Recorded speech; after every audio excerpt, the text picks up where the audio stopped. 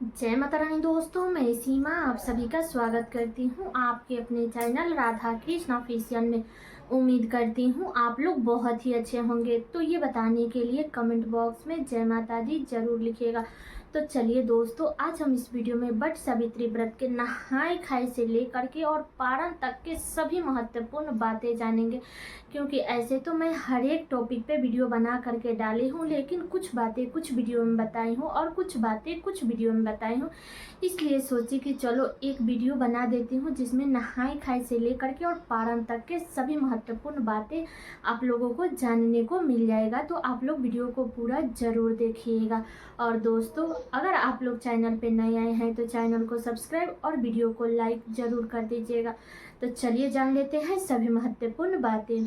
तो सबसे पहले तो आप सभी को वट सावित्री व्रत की ढेर सारी शुभकामनाएं। भगवान विष्णु, माता लक्ष्मी की कृपा आप और आपके परिवार पे हमेशा बनी रहे। तो बता दूं दोस्तों कि वट सावित्री का व्रत साल 2025 में 26 मई को रखा जाएगा। दिन है सोमवार, ठीक है। तो इस दिन हर सुहागिन महिला अपने अखंड सुहाग के लिए, अपने पति के लंबे आयु के लिए इस व्रत को रखती है। और इस दिन सोमवती अमावस्या का व्रत भी किया जाएगा, क्योंकि ज्येष्ठ अमावस्या के दिन वट सावित्री का व्रत किया जाता है। बहुत सारे जगहों पे ज्येष्ठ पूर्णिमा के दिन किया जाता है, तो हमारे यहाँ तो ज्येष्ठ अमावस्या के दिन किया जाता है। बाकी आप अपने यहाँ का नियम देख लीजिएगा। और जब अमावस्या तिथि सोमवार के दिन पड़ती है तो उस दिन सोमवती अमावस्या का व्रत भी किया जाता है। तो अब की बार दो सुहाग की व्रत एक ही दिन पड़ा है, तो बड़े ही सौभाग्य की बात है। एक ही दिन हमें दो सुहाग के व्रत का लाभ मिलेगा, ठीक है। तो बता दूं दोस्तों कि वट सावित्री के व्रत में नहाए खाए का बहुत अधिक महत्वपूर्ण माना गया है। तो आप लोग 25 मई को आप लोग रविवार के दिन बाल धो करके स्नान कर लीजिएगा और शुद्ध सात्विक भोजन कीजिएगा। लहसुन प्याज ये सब का सेवन मत कीजिएगा, शुद्ध सात्विक भोजन कीजिएगा। मसूर का दाल मत खाइएगा, ठीक है। अरहर का दाल खाइए, मूंग का दाल खाइए, लेकिन मसूर का दाल आप लोग मत खाइएगा। इस बात का ध्यान रखिएगा, ठीक है। तो ये तो हो गया नहाए खाए के दिन के नियम। और नहाए खाए के दिन ही आप लोग चाना फूलने के लिए रात में ही रख दीजिएगा, क्योंकि इस व्रत में काले चाने का बहुत ही अधिक महत्व होता है, जिससे कि हम फेरी लगाते हैं, ठीक है। तो आप लोग रात्रि में चाना भिगो करके रख दीजिएगा। इस तो बता दूं दोस्तों कि आप लोग 25 मई के शाम में ही आप अपना डाला दौरा जो भी लेकर के जाना चाहती है वो आप लोग अच्छे से सजा करके रख लीजिएगा। जो भी पूजा की सामग्री है, पति के लिए जो कुछ भी चढ़ानी है, अपने लिए जो कुछ चढ़ानी है, दान के लिए जो कुछ भी दान करना चाहती है, तो सारी सामग्री आप लोग एक दिन पहले ही संभाल करके रख लीजिएगा। और कुछ ना कुछ दक्षिणा भी संभाल करके रख लीजिएगा। नहीं तो हम सुबह में तो सुबह में बहुत ज़्यादा काम भी रहता है और इसमें 16 श्रृंगार भी करना रहता है, तो हम कुछ ना कुछ जल्दबाजी में भूल जाते हैं। इसलिए हमें एक दिन पहले ही अपना डाला सजा करके रख लेनी चाहिए। तो आप लोग रख लीजिएगा। सिर्फ ऐपन छोड़ दीजिएगा, जिससे कि हम सावित्री माता की प्रतिमा बनाते हैं, तो आप लोग ऐपन व्रत के दिन आप लोग बनाइएगा जब पूजा करने जाइएगा तब, ठीक है। तो ये तो हो गया नहाए खाए के दिन का नियम। इसके बाद हमें अगले दिन 26 मई को सुबह में जितना सुबह हो सके उतना सुबह आप लोग उठ जाइएगा, ठीक है। अपने घर का अच्छे से साफ सफाई कर लीजिएगा, स्नान कर लीजिएगा। और बता दूं कि इस व्रत में आप लोग दांतों से मुख धोइएगा, ठीक है। तो आप लोग मुख धो करके स्नान कर लीजिएगा। इसके बाद साफ स्वच्छ वस्त्र धारण कीजिएगा। अगर आपके यहाँ, क्योंकि बहुत सारे लोगों के यहाँ इस व्रत में मायके से भी कपड़ा वगैरह आता है, तो अगर आपके यहाँ आता है तो आप लोग मायके का कपड़ा पहनिए। अगर नहीं आता है, अगर आपके यहाँ कोरा कपड़ा पहना जाता है तो आप लोग कोरा पहनिए, या आप लोग कोई भी वस्त्र धुला फीचा आप लोग पहन सकते हैं, लेकिन लाल पीला ही धारण कीजिएगा। ब्लू और काला आप लोग इस व्रत में मत पहनिएगा, ठीक है। इसके बाद हमें इस दिन अच्छे से सज सवर करके 16 श्रृंगार करनी है। आप लोग एक दिन पहले ही मेहंदी लगा लीजिएगा। और व्रत के दिन आप अपने सिंदूरा से सिंदूर जरूर लगाइएगा। नाक से लेकर के और मांग तक लगाया जाता है, तो आप लोग लगा लीजिएगा। पैर में महावर लगाइएगा, गले में मंगलसूत्र, मंग टीका पहन लीजिएगा। जो भी जेवर आप पहनना चाहती हैं, अगर और सब जेवर नहीं पहनना चाहती हैं तो भी आपको मंगलसूत्र, पायल, बिछुआ और टीका, ये 4 कि जेवर आपको जरूर पहननी चाहिए, तो आप लोग पहन लीजिएगा। इसके बाद सिंदूरा से सिंदूर लगाइएगा और अच्छे से सज सवर करके तब हमें बट वृक्ष के पास में पूजा करने जाना है, अपने शादी का चुंदरी ओढ़ करके। ठीक है, तो अगर पास में है तो आप लोग ज़रूर ओढ़ लीजिएगा। बता दूं कि अगर मतलब सुबह में जल्दी उठिएगा तो आप अपने घर में भी पूजा कर सकते हैं। तो पूजा पाठ चाहे तो आप अपने घर में पूजा करके जाए बट वृक्ष के पास में, या आप वहां से आकर के भी कर सकते हैं। लेकिन कोशिश कीजिएगा कि मंदिर की साफ सफाई, मंदिर का जो बर्तन है वो सब आप लोग धुल करके तब जाइएगा बट वृक्ष के पास में। ठीक है, तो बता दो कि इस दिन बहुत ज़्यादा भीड़ रहती है। हर सुहागिन महिला इस व्रत को रखती है तो बहुत अधिक भीड़ रहती है। तो इस दिन आप लोग जितना सुबह हो सके उतना सुबह में आप लोग मतलब कि पूजा पाठ वट वृक्ष की कर लीजिएगा। बहुत सारे लोग बोलते हैं कि अब की बार तो अमावस्या तिथि मतलब कि ऊपरी टाइम में लग रही है, 12 बजे के बाद, 12:11 पर कुछ ऐसे ही अमावस्या तिथि लग रही है। तो जो लोग भी मतलब कि शुभ मुहूर्त में करना चाहते हैं तो वो लोग अपना वो टाइम में करेंगे। नहीं तो जिस दिन अमावस्या तिथि मतलब लगती है उस दिन सुबह से ही मायने रहता है। तो आप लोग जितना सुबह हो सके उतना सुबह में आप लोग पूजा पाठ कर लीजिएगा। ठीक है, और बता दूं कि इस व्रत में सुहाग की सामान का दान जरूर कीजिएगा। ठीक है, जो भी चूड़ी, बिंदी, महावर, मेहंदी, जो कुछ भी आप दान करना चाहते हैं आप लोग दान कर लीजिएगा। अपने लिए भी सावित्री माता को चढ़ाइएगा। पूजा पाठ करने के बाद में उसको उठा करके हम खुद यूज करते हैं।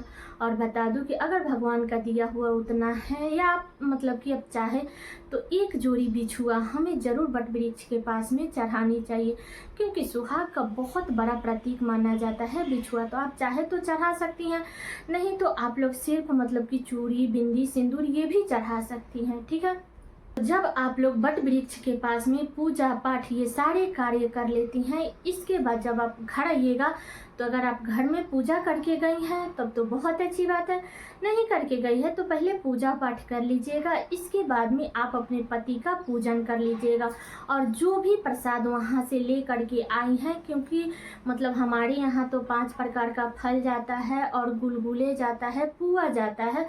तो आपके यहाँ जो कुछ भी जाता है वो आप लोग लेकर के जाइएगा। जो प्रसाद वहाँ चढ़ा करके और जो बचेगा वो प्रसाद लेकर के आइएगा तो आप अपने पति को खाने के लिए दीजिएगा। ठीक है, पति को चंदन लगाइएगा, कलावा बांधिएगा, और जो पंखा आप लोग बट वृक्ष को झेलिएगा वही पंखा हमें पति को भी झेलनी है। ठीक है, तो आप लोग पति पूजन जरूर कर लीजिएगा। जिनके पति पास में है वो तो अपना तुरंत ही कर लेंगे वहाँ से पूजा पाठ करने के बाद में।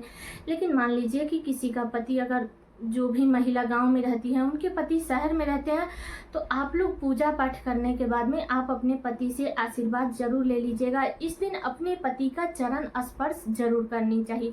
पास में है तो मतलब चरण स्पर्श कीजिए, पास में नहीं है तो आप लोग फ़ोन पर भी आशीर्वाद ले सकती हैं। और जो भी मतलब कि बेदाम हो गया, मिश्री हो गया, इलायची दाना हो गया, इस प्रकार का जो भी प्रसाद है वो आप लोग एक डब्बा में करके रख दीजिएगा। तो जब वो आएंगे तब आप दे सकती हैं खाने के लिए। ठीक है, या जिनके भी पति ऑफिस गए हैं तो वो शाम में आएंगे तो वो लोग अपने पति की पूजन शाम में भी जरूर करेंगी। पंखा झेलेंगी, उनका पैर स्पर्श करेंगे, उनको प्रसाद देंगी खाने के लिए। तो जिनके भी पति शाम में आएंगे वो लोग शाम में भी पति पूजन जरूर कर लीजिएगा। और बता दूं दोस्तों कि ये नहीं है कि अगर पास में पति है तो बिना मुख में कुछ डाले ही पूजा पाठ करके आइए, पति पूजन कर लीजिए। जिनके पति ऑफिस गए हैं शाम तक आएंगे तो वो लोग अपना पूजा पाठ करने के बाद में चाय पानी, अपना जो भी जूस, फल फ्रूट जो खाना चाहते हैं आप लोग खा सकते हैं। इसके बाद में जब पति आएंगे तो उनका चरण स्पर्श कीजिएगा, उनका पति पूजन कर लीजिएगा। ठीक है, तो ये भी बातें क्लियर हो गई। और बता दूं दोस्तों कि देखिए इस व्रत में कथा का बहुत ही अधिक महत्व होता है, तो आप लोग कथा जरूर सुनिएगा। बट वृक्ष के पास में भी पंडित जी कथा कहते हैं तो आप लोग वहाँ पे भी सुन सकते हैं, या अपने पति से भी अपने घर में भी सुन सकते हैं, या खुद भी पढ़ सकते हैं या सुन सकते हैं। लेकिन इसमें जब भी समय मिले आप लोग कथा जरूर सुन लीजिएगा। ठीक है, इसके बाद में जिस प्रकार से आप व्रत रखती हैं, क्योंकि बहुत सारे लोग हैं जो निर्जला रखते हैं, बहुत सारे लोग हैं जो फलाहार रखते हैं, बहुत सारे लोग हैं जो मीठा भोजन करके रखते हैं, और बहुत सारे लोग हैं जो नमक वाला पूजा पाठ करने के बाद में अपना शुद्ध सात्विक भोजन कर लेते हैं। तो आप देख लीजिएगा आपके यहाँ जैसे रखा जाता है वैसे ही रख लीजिएगा। ठीक है, लेकिन बता दूं दोस्तों कि इस व्रत में आप लोग 2 अनाज एक साथ बिल्कुल मत खाइएगा। ठीक है, जैसे चावल का खीर और पूरी, ये 2 अनाज एक साथ मत खाइएगा। सेवई का खीर खाइए, पूरी खाइए, गुलगुला खाइए, पुआ खाइए, आटे से बने हुए इसमें मतलब कि जो भी चीज़ें खाते हैं आटे से बना हुआ खाते हैं, तो आप लोग आटे से बने हुए चीज़ खाइएगा, लेकिन चावल का आप लोग प्रयोग मत कीजिएगा, ठीक है। तो ये भी बातें क्लियर हो गई। बता दूं दोस्तों कि जो लोग भी मतलब कि मीठा भोजन करते हैं या जो कुछ भी खाना पीना चाहते हैं, तो आप लोग सूर्यास्त होने से पहले ही खा लीजिएगा, क्योंकि सूर्यास्त होने के बाद हम लोग मुख में कुछ भी नहीं डालते हैं, ठीक है। तो आप लोग 5 साढ़े 5 बजे से मतलब कि पहले पहले आप लोग खा लीजिएगा, ठीक है। इसके बाद हमें अगले दिन व्रत का पारण करनी है, तो पारण आप लोग सूर्योदय के बाद कर लीजिएगा, ठीक है। और बता दो दोस्तों कि जो भी प्रेग्नेंट महिला है ना, तो वो लोग अगर चाहे तो व्रत भी रख सकती है। ऐसे तो इस स्थिति में व्रत ज़्यादा ना रखे तो मतलब कि ज़्यादा अच्छा होगा, क्योंकि बच्चे के लिए, माँ के लिए, दोनों के लिए सही होगा। लेकिन अगर आप रखना चाहती है, आपका सब चीज़ नॉर्मल है, तो आप रख सकती हैं। लेकिन आप लोग पूजा पाठ, आप लोग 16 श्रृंगार कीजिएगा, पति पूजन कीजिएगा, लेकिन आप लोग वट वृक्ष की फेरी मत लगाइएगा, इस बात का ध्यान रखिएगा, ठीक है। अगली बातें बता दूं कि जिनके भी मासिक धर्म आ जाते हैं, तो वो लोगों का अगर 6 दिन हो गया है, पूरी तरीके से फ्रेश हो गई हैं, तब वो लोग पूजा पाठ करेंगी, फेरी लगाएंगी। लेकिन मान लीजिए कि अगर आपका 6 दिन से कम हुआ है, अगर आप फ्रेश नहीं हुई हैं, तो आपको पूजा पाठ नहीं करनी है, सिर्फ आपको व्रत सहनी है और दूसरे से पूजा पाठ आप लोग करा दीजिएगा, ठीक है। तो ये भी बातें क्लियर हो गई। और बता दूं दोस्तों कि इस व्रत में आप लोग वट वृक्ष की जो टहनी है, तो मतलब कोशिश तो करनी चाहिए कि हमें वट वृक्ष के पास में जा करके पूजा पाठ करनी चाहिए। लेकिन मान लीजिए किसी कारणवश अगर आपको वट वृक्ष नहीं मिल पा रहा है या आप नहीं जा पा रहे हैं, क्योंकि नई नवेली दुल्हन नहीं जा पाती हैं, तो आप लोग वट वृक्ष की जो टहनी है वो आप लोग 1 दिन पहले ही तुड़वा करके मंगवा लीजिएगा। ये नहीं कि आप लोग व्रत के दिन तोड़िएगा, क्योंकि व्रत के दिन किसी भी प्रकार का हमें किसी को भी कष्ट नहीं देनी चाहिए, इस बात का ध्यान रखिएगा, ठीक है। और उस वट वृक्ष की जो टहनी है उसका पूजा पाठ करने के बाद आप लोग अगले दिन उसको विसर्जन कर दीजिएगा, इधर उधर मत फेंकिएगा। आप लोग भूमि विसर्जन भी कर सकती हैं या आप लोग जल विसर्जन भी कर सकती हैं, तो आप लोग उसको विसर्जन कर दीजिएगा, ठीक है। और बता दो दोस्तों कि इस व्रत में 2 पंखा लगता है, जो कि एक पे सारी सामग्री रख करके हम दान करते हैं। जो भी फल फ्रूट जो कुछ भी आप दान करना चाहती है, श्रृंगार का सामान, सब चीज़ रख करके हम एक को दान करते हैं। और दूसरा जो पंखा होता है वो हम वट वृक्ष को झेलते हैं, वही पंखा अपने पति को झेलते हैं। इसके बाद उसको संभाल करके रख देते हैं, इधर उधर नहीं फेंकते हैं, ठीक है। और बता दूं दोस्तों कि इस व्रत में वट वृक्ष के पत्ते का मतलब कि गहना बनाया जाता है। तो ऐसे ज़्यादा अगर आप नहीं बना सकती हैं, तो आप पूजा करते समय 1 पत्ता कम से कम आप अपने बाल में ज़रूर लगा लीजिएगा, ठीक है। ऐसे 7 पत्ते पे जो भी फल फ्रूट आता है वो सब रख करके पूजा पाठ करते हैं और वहीं पे दान करते हैं। लेकिन 1 पत्ता आप अपने सर में खोस करके पूजा पाठ जरूर कीजिएगा, ठीक है। इस दिन सिंदूरा से सिंदूर लगाइएगा। अगर आपके यहाँ सिंदूरा वट वृक्ष के पास में जाता है तो आप लोग ले करके जाइए, नहीं जाता है तो आप लोग घर से ही सिंदूर लगा करके जाइएगा, ठीक है।